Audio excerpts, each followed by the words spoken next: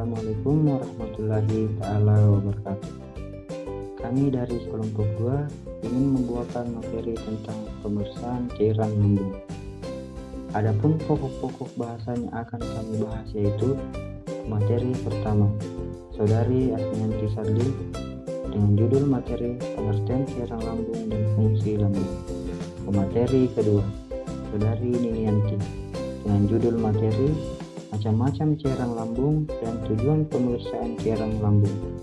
Materi ketiga, Saudari Faini dengan judul materi pengambilan sampel dan alat bahan. Materi keempat, Saudara Ramdan Eka Saputra dengan judul materi persiapan pasien dan pengiriman sampel. Materi kelima, Saudari Nur Fadila dengan judul materi pemeriksaan cairan lambung atau motilitas lambung dan pemeriksaan mikroskopis. Pemateri keenam, Saudari Novita Sari dengan judul materi pemeriksaan mikroskopis. Pemateri ketujuh, Saudari Sri Nur Wahyu dengan judul materi metode pemeriksaan cairan lambung. Adapun selaku moderator pada pembawaan materi kali ini atas nama Irama Fandi selaku saya sendiri. Baiklah, saya persilahkan untuk pemateri pertama untuk membawakan materinya. Dipersilahkan. Pengertian cairan lambung. Cairan lambung merupakan cairan yang disekresikan secara aktif oleh mukosa lambung yang terdiri dari dua kelenjar, yaitu kelenjar peptic fundus dan kelenjar pilorik. Adapun fungsi dari lambung, yang pertama sebagai bakterisid ringan, yang kedua sebagai pencernaan makanan, yang ketiga sebagai daya reabsorpsi dari makanan yang rendah, dan yang keempat mengekspresikan mucin, gastrik, dan FeA. Macam-macam cairan lambung yaitu asam klorida atau HCl, pepsin, lipase, dan mucin. Adapun tujuan pemeriksaan cairan lambung yaitu yang pertama, untuk menilai motilitas lambung, yang kedua, menilai kemampuan sekresi lambung, yang ketiga, mendeteksi adanya unsur-unsur abnormal seperti darah, pus, jamur, dan bakteri. Keempat, mendeteksi adanya racun-racun pemeriksaan forensik, dan yang kelima, pemeriksaan sitologi terhadap sel-sel tumor. Pengambilan cairan lambung digunakan untuk pemeriksaan cairan atau mengeluarkan zat racun dari lambung, di mana prosedur atau cara ini bertujuan untuk menentukan aktivitas sekresi mukosa gaster, menganalisis komponen sekresi dan asam hidroklorida, menganalisis cairan gaster pada klien dengan obstruksi pilorus dan intestinal, dan untuk mengeluarkan zat racun.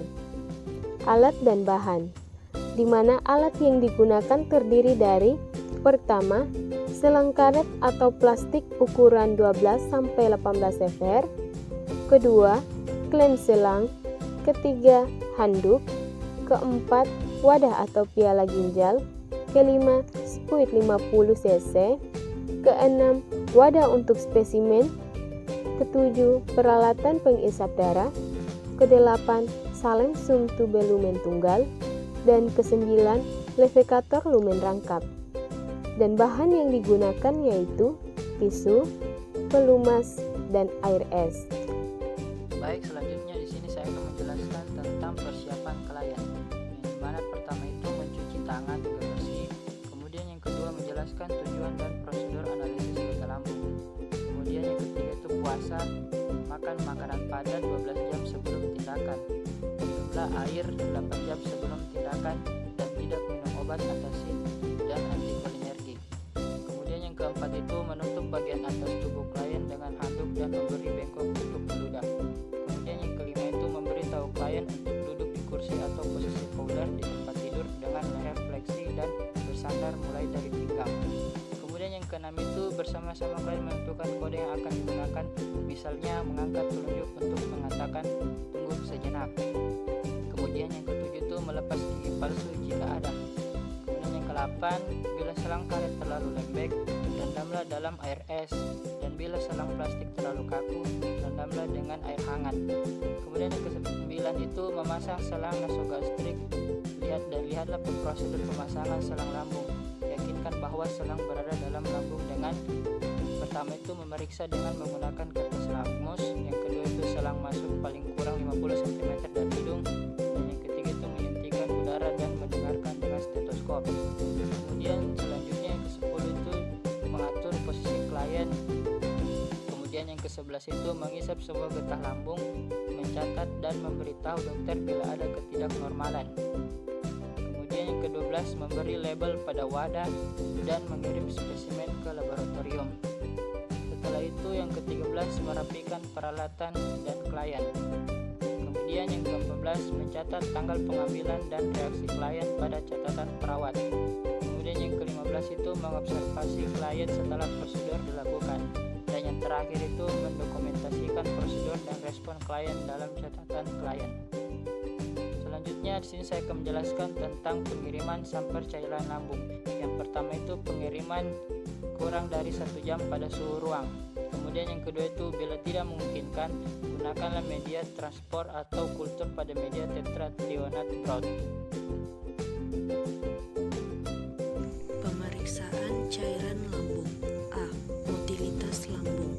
Tujuan untuk mengetahui kemampuan getah lambung meneruskan isinya ke duodenum. Motilitas turun jika volume getah meningkat, sisa makanan bertambah. B. Pemeriksaan makroskopis. A. Volume. Keadaan normal volume cairan lambung berbeda-beda beberapa mili sampai 75 mili dengan rata-rata 25 mili. Jika mendekati 100 mili dinamakan abnormal. B. Warna normal, abu-abu mutiara dan agak garut. C. Bau normal, agak asam. D. Lendir normal, tidak ada lendir. E. Sisa-sisa makanan normal, tidak ada. F. Pus normal, tidak ada. G. pH dan berat jenis. Normal cairan ini adalah 1,2 pada orang dewasa, dalam keadaan puasa 1,3 sampai 2,5. Setelah makan berat jenis cairan ini sekitar 1,007. C. Pemeriksaan mikroskopis. Dalam getah lambung normal didapatkan sejumlah kecil epitel, leukosit, eritrosit atau oleh tromosonde dan beberapa butil amilum.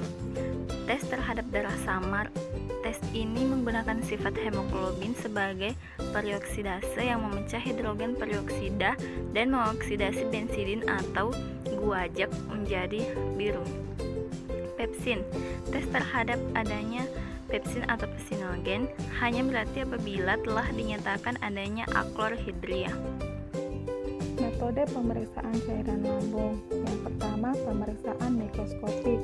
Metode yang dipakai metode natif, metode pengecatan, dan kuman pengecatan 2N. Untuk pemeriksaan getah lambung, indikator yang dipakai yaitu indikator Doppler. Tujuannya untuk mengetahui ada tidaknya HCl dalam getah lambung. Yang kedua, indikator Gansford. Tujuannya untuk mengetahui ada atau tidaknya HCl bebas dalam getah lambung. Untuk pemeriksaan getah lambung bertingkat, tujuannya untuk mengetahui jumlah HCl yang disekresikan oleh lambung dalam jumlah normal. Zat perangsang yang digunakan yaitu alkohol, histamin, pentazolehidrokot, pentagastin.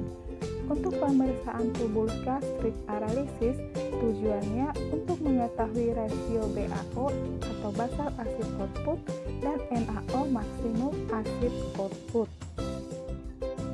Dan untuk interpretasi nilai DAO kurang dari 2 mm ekivalen didapatkan pada penderita sindrom Schrödinger-Edison. Dan interpretasi NaO nilai 1-2 mm ekivalen terdapat pada orang normal, ulkus peptikum, dan karsinoma lambung. Untuk nilai 20-35 mm ekivalen terdapat pada ulkus duodenum. Dan untuk nilai 35-60 mm ekivalen terdapat pada ulkus duodenum, high abnormal secretor syndrome Zollinger-Edison. Untuk nilai lebih dari 60 mm ekivalen terdapat pada sindrom Zollinger-Edison.